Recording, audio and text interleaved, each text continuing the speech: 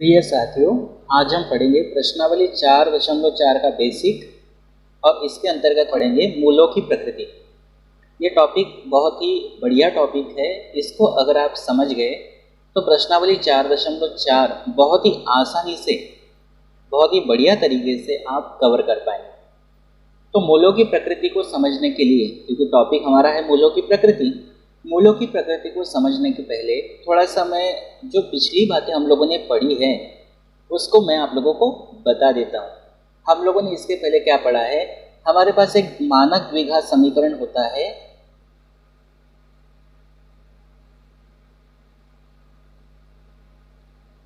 द्विघात समीकरण होता है ax² plus bx plus c बराबर 0। और इस द्विघात समीकरण को हमने जब पूर्ण वर्ग विधि से हल किया था तो हमको द्विघाती सूत्र मिला था x बराबर -b plus minus under root b² minus 4ac upon 2a। आपको याद होगा ये फार्मूला। इसके पहले हमने इस सूत्र से कुछ गणित भी हल किए थे। तो ये हमारा द्विघाती सूत्र होता है। अब यहाँ पर ये जो द्विघाती सूत्र है, ये वर्गमूल के अंदर जो मान आया है b² माइनस 4ac, हमको इसी के ऊपर काम करना है। b² माइनस 4ac इसी के ऊपर हमको काम करना है। अब यहाँ पे कंडीशंस हम क्या बना सकते हैं? देखो, एक बात तो ये हो सकता है कि b² माइनस 4ac का मान 0 से बड़ा हो। दूसरी कंडीशन ये हो सकती है कि b² माइनस 4ac का मान 0 हो। और तीसरी कंडीशन ये हो सकती है कि b² माइनस 4ac का मान 0 से छोटा हो। तीनों के अलावा कोई कंडीशन नहीं हो सकती। तो मैंने आपको सबसे पहले क्या कहा?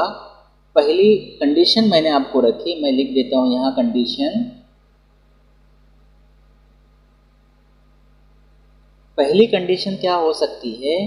पहली कंडीशन कहो या शर्त कहो, तो पहली कंडीशन या पहली शर्त क्या हो सकती है कि यदि b² माइनस 4ac का मान 0 से बड़ा हो, अर्थात धनात्मक हो। 0 से बड़ा क्या होता है? 0 से बड़ा अर्थात धनात्मक हो, तो हम लिख सकते हैं अर्थात धनात्मक हो।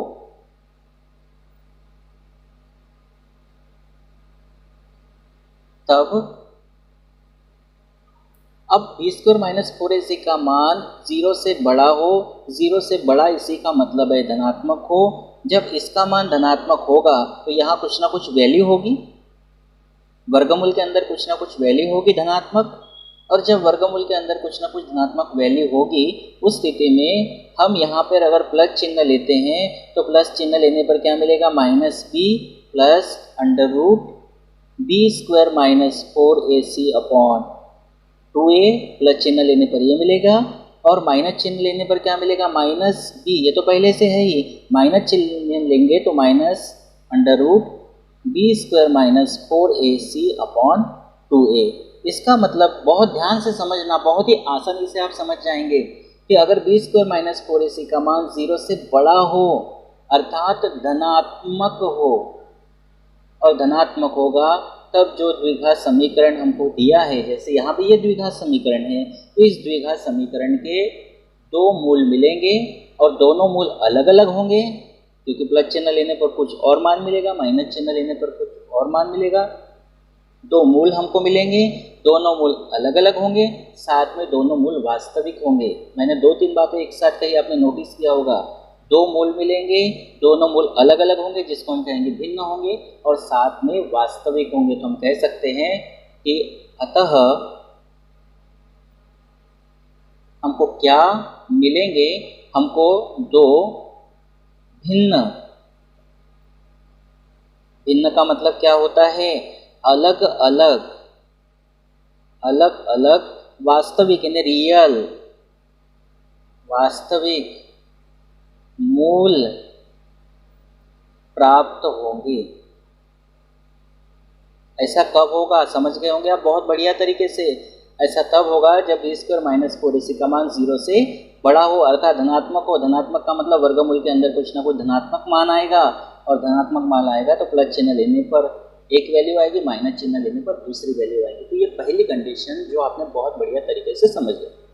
अगर मैं आपसे कहूँ कि बी स्क्वायर माइनस 4ac का मान 0 से बड़ा है, मतलब धनात्मक है, तो आप क्या कहेंगे?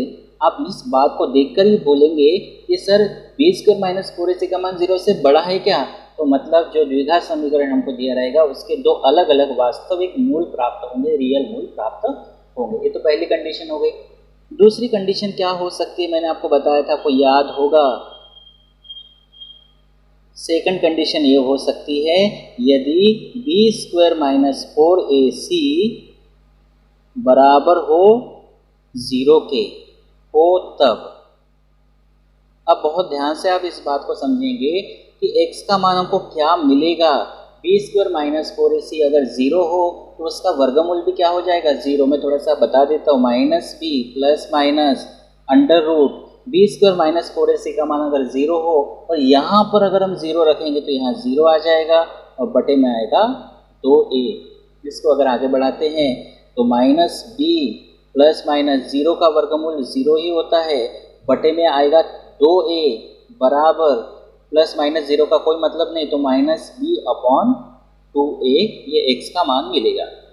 अर्थात हमको एक मूल प्राप्त हुआ, एक मूल प्राप्त हुआ है। लेकिन हमारा जो समीकरण है, बहुत ध्यान से आपको इस बात को समझना है कि हमारा जो समीकरण है ये द्विघात समीकरण है और द्विघात समीकरण के अधिकतम 2 मूल होते हैं और हमको यहाँ एक ही मूल मिला है।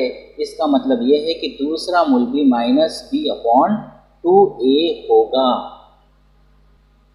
तो इससे हम क्या समझ सकते हैं? हम ये समझ सकते हैं कि अगर बी स्क्वायर माइनस 4ac का मान 0 के बराबर हो, ये बी स्क्वायर माइनस 4ac बार बार आ रहा है, आपके मन में आ रहा होगा कि आखिर चल क्या रहा है। अब थोड़ी देर में आपको पता चलने वाला है। तो एक मूल मिला था, लेकिन द्विघात समीकरण के 2 मूल होते हैं, तो दोनों मूल बराबर होंगे। तो हम क्या कहेंगे कि बी स्क्वायर माइनस 4ac का मान 0 के बराबर हो तब 2 समान मूल हमको मिल रहे हैं। तो हम कह सकते हैं अतः 2 समान कहो या बराबर कहो, अतः 2 समान या बराबर वास्तविक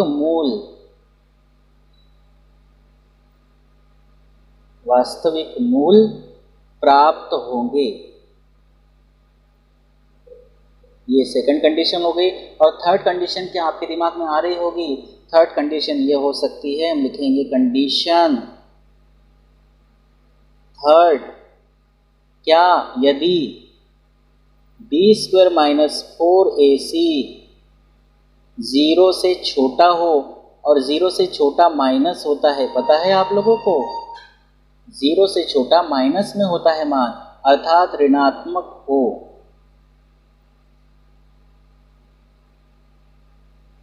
तब। अब थोड़ा सा अगर समझेंगे तो x बराबर minus B plus minus under root में ऋणात्मक मान आएगा। ध्यान से समझेंगे मैं क्या बता रहा हूँ आपको। ऋणात्मक मान आएगा, जो भी मान आए मैं पूरा लिख देता हूँ ऋणात्मक मान। क्यों? क्योंकि 0 से छोटा होता है माइनस में। बी स्क्वायर माइनस 4ac का मान अगर ऋणात्मक मान आता है, ये फार्मूला द्विघाती सूत्र वाला है जो मैं आपको यहाँ पे बता रहा हूँ। और बटे में क्या है? 2a है।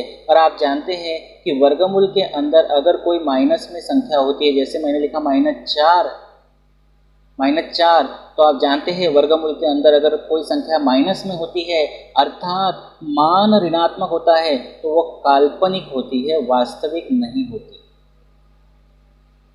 काल्पनिक होती है, वास्तविक नहीं होती। इसका मतलब है वर्गमूल में ऋणात्मक मान, इसी का मतलब होता है काल्पनिक होना, या काल्पनिक होना, या इसको कहते हैं वास्तविक नहीं होना।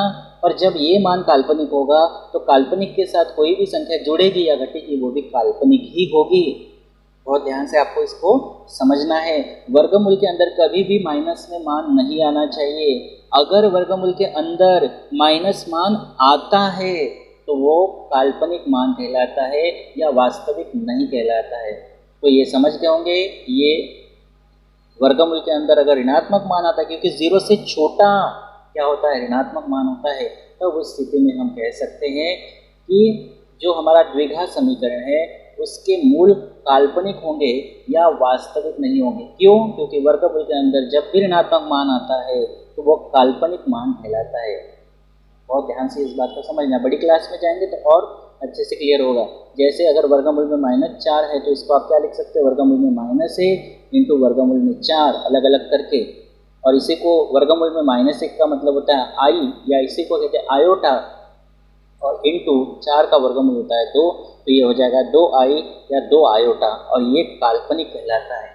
इसीलिए मैंने आपको कहा बड़ी क्लास में जब आप जाएंगे तो वहाँ पर आप ये चीज़ बहुत बढ़िया तरीके से पढ़ेंगे।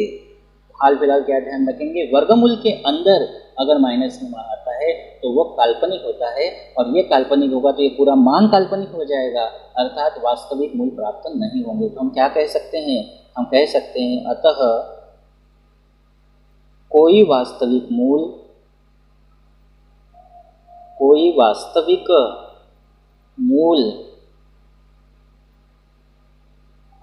प्राप्त नहीं होंगे। तो इस तरह से 3 कंडीशन आप समझ गए होंगे। इन शॉर्ट में मैं आपको बता देता हूँ। पहली कंडीशन क्या है, सबसे पहले हमने एक द्विघात समीकरण लिया जिसका द्विघाती सूत्र ये होता है, हम इसको सिद्ध कर चुके हैं। पहली कंडीशन क्या होती है, अगर b² - 4ac का मान 0 से बड़ा हो तो द्विघात समीकरण के 2 भिन्न वास्तविक मूल प्राप्त होंगे। कंडीशन सेकंड क्या है, अगर b² - 4ac का मान 0 के बराबर हो तब द्विघात समीकरण के 2 समान या 2 बराबर वास्तविक मूल प्राप्त होंगे। और तीसरी कंडीशन है b² - 4ac का मान 0 से छोटा हो तब द्विघात समीकरण का कोई वास्तविक मूल प्राप्त नहीं होगा। तो कंडीशन हम जो तीनों बता रहे हैं, हमारे मन में एक सवाल आता है कि ऐसा हम क्यों कर रहे हैं। ऐसा हम इसलिए कर रहे हैं क्योंकि b² - 4ac जो है, यहाँ पे बार बार मैं एक चीज़ आपको बता रहा हूँ, b² - 4ac, ये b² - 4ac को देखकर ही तो आप बता पा रहे हो कि मूल वास्तविक होंगे या वास्तविक नहीं होंगे। तो ये b² - 4ac हमको बता रहा है। अगर आप इस पूरे मान को ना निकाल के b² - 4ac निकाल लो, और b² - 4ac निकालने के बाद अगर आपको पता चल रहा है कि वास्तविक मूल प्राप्त नहीं होंगे तो आप इसको हल क्यों करोगे। उसी प्रकार बहुत ध्यान से समझना, बहुत ही बढ़िया बात मैं आपको बता रहा हूँ।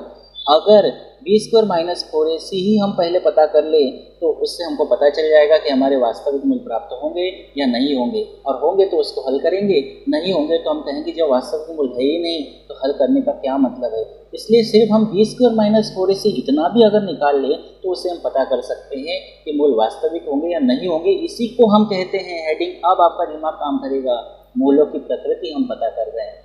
तो यहाँ पे जो b² - 4ac क्या बताता है कि द्विघात समीकरण जो हम लेंगे उसके मूल वास्तविक होंगे या नहीं।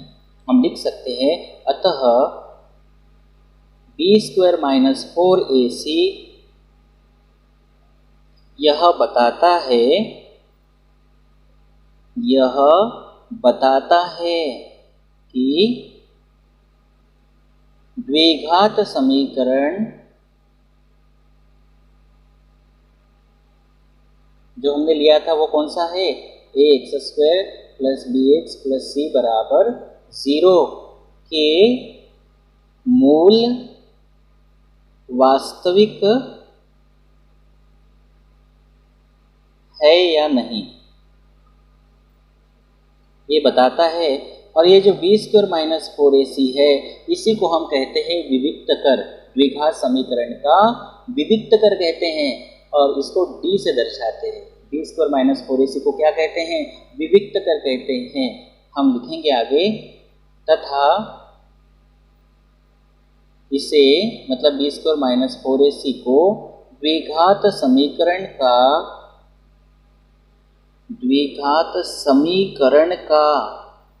विविक्तकर, बहुत ध्यान से ये शब्द दिमाग में बिठा लो, विविक्तकर, और इसी को इंग्लिश में कहते हैं डिस्क्रिमिनेंट। क्या कहते हैं, डिस्क्रिमिनेंट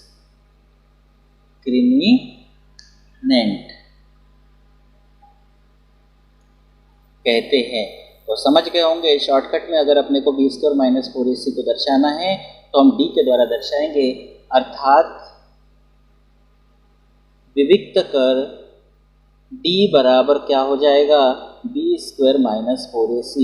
इसका मतलब ये है कि बी स्क्वायर माइनस 4ac की जगह हम डी लिख सकते हैं। तो बहुत बढ़िया तरीके से ये बात आप समझ गए होंगे। अगर मैं आपसे कहूँ कि जो हमारा फार्मूला है x बराबर, उसको क्या हम लिख सकते हैं? हम लिख सकते हैं, क्योंकि x बराबर क्या है, minus B plus minus under root B square minus 4ac upon 2a है। तो हम इसको क्या लिख सकते हैं, आप बता सकते हैं बहुत आसानी से, minus B plus minus under root, इसको क्या लिख सकते हैं, d लिख सकते हैं, और अपॉन में 2a, जहाँ d क्या है, d जो है ये द्विघात समीकरण का विविक्त कर है या डिस्क्रिमिनेंट है, या शॉर्टकट में इसको d कहते हैं। तो इस तरह से अगर आपको मूलों की प्रकृति पता करना है, मूलों की प्रकृति अगर आपको पता करना है, तो सबसे पहले आप क्या निकाल के देखेंगे, आप d निकाल कर देखेंगे। अगर ये d मतलब बी स्क्वायर माइनस 4ac इसका मान 0 से बड़ा आया या 0 के बराबर आया, तो आपको मूल वास्तविक प्राप्त होंगे, और d या बी स्क्वायर माइनस 4ac का मान 0 से छोटा आया, तो आपको मूल जो है वो वास्तविक प्राप्त नहीं होंगे। एक उदाहरण से हम इसको बढ़िया तरीके से क्लियर कर लेते हैं। हमारे पास उदाहरण 16 है।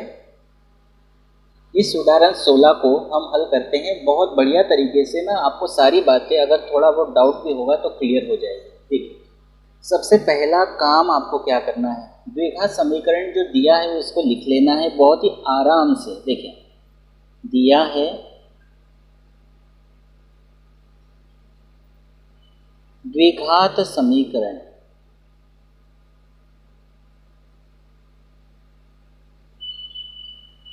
क्या दिया है, 2x² माइनस 4x प्लस 3 बराबर 0, ये दिया है। इसकी जो द्विघात समीकरण होता है, मानक द्विघात समीकरण ax² plus bx plus c बराबर 0, जो हमने लिया था ना अभी, ये इससे तुलना करके abc के मान पता कर लेना है। हम लिखेंगे कि ax² plus bx plus c बराबर 0 से तुलना करने पर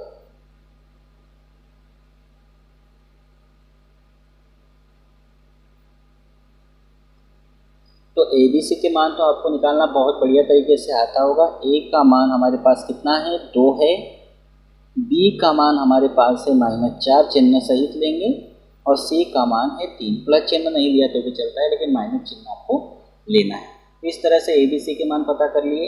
अब हम निकालते हैं विविक्त कर, इसीलिए विविक्त कर, चाहो तो शब्द लिख लो और साथ में D लिख लो, या फिर सिर्फ D लिखने से भी काम चल जाएगा।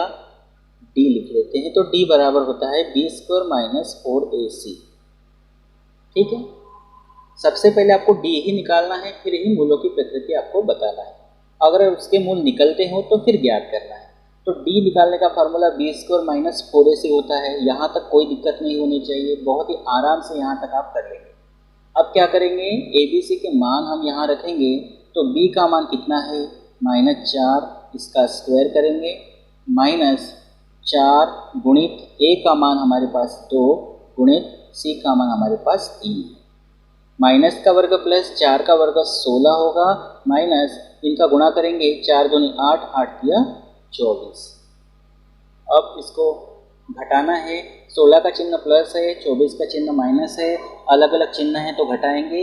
बड़ी संख्या में से छोटी संख्या घटाएंगे, 24 में से 16 को घटाएंगे तो ये होगा 8, और बड़ी संख्या का चिन्ह माइनस आएगा। तो D का मान, D का मतलब क्या होता है, D का मतलब होता है b² माइनस 4ac। तो यहाँ पे b² माइनस 4ac मतलब ही D है। तो ये मान 0 से कैसा है, ये मान 0 से कैसा है, ऋणात्मक है, तो 0 से छोटा होगा। ऋणात्मक संख्या 0 से छोटी होती है, छोटा है तो इसके तरफ नुकीला भाग रखेंगे, ये ऐसा। अब इसका मतलब क्या है, D का मान 0 से छोटा है, यानी b² माइनस 4ac का मान 0 से छोटा है। ये चिन्ह यहाँ तक आप लेके जा सकते हो, 0 से छोटा है। और आपने इसके पहले पढ़ा है, अभी थोड़ी देर पहले बेसिक बताया कि अगर b² माइनस 4ac का मान अर्थात D का मान 0 से छोटा है तो कोई वास्तविक मूल्य प्राप्त नहीं होंगे, और जब मूल्य ही प्राप्त नहीं होंगे तो हम मूल्य ज्ञात नहीं करेंगे। तो समझ गए होंगे आप। तो D का मान 0 से छोटा है, इसीलिए दिए गए द्विघात समीकरण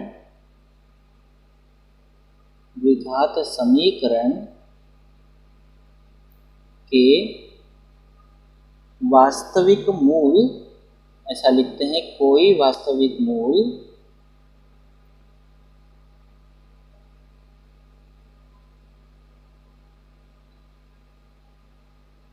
प्राप्त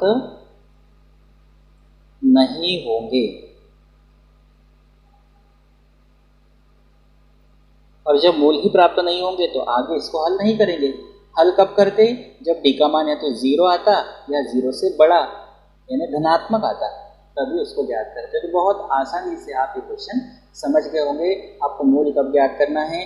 तभी ज्ञात करना है जब बी स्क्वायर माइनस 4ac अर्थात डी। अब अपने दिमाग में बिठा लीजिए कि डी मतलब बी स्क्वायर माइनस 4ac है। तो बी स्क्वायर माइनस 4ac का मान 0 से बड़ा हो या 0 के बराबर हो तभी वास्तविक मूल प्राप्त होंगे और तभी हम ज्ञात करेंगे। अगर बी स्क्वायर माइनस 4ac अर्थात डी का मान 0 से छोटा हो तो वास्तविक मूल प्राप्त नहीं होंगे, और जब वास्तविक मूल प्राप्त नहीं होंगे तो हम उसको ज्ञात भी नहीं करेंगे। तो इस तरह से ये मैंने आपको 4.4 का बेसिक और उदाहरण 16 के माध्यम से बहुत ही बढ़िया तरीके से समझाने की कोशिश की है। उम्मीद करता हूँ ये वीडियो आपको अच्छा लगा होगा। इस वीडियो को आप बहुत ध्यान से समझकर नोट कर लेंगे। आपको अच्छा लगा अगर होगा तो अपने दोस्तों को भी शेयर कीजिए, उनको भी इसके बारे में पता चलेगा। अगर आप मेरे चैनल पर पहली बार आए हैं तो चैनल को सब्सक्राइब कर लीजिए, बेल आइकन को प्रेस कर लीजिए। Thank you.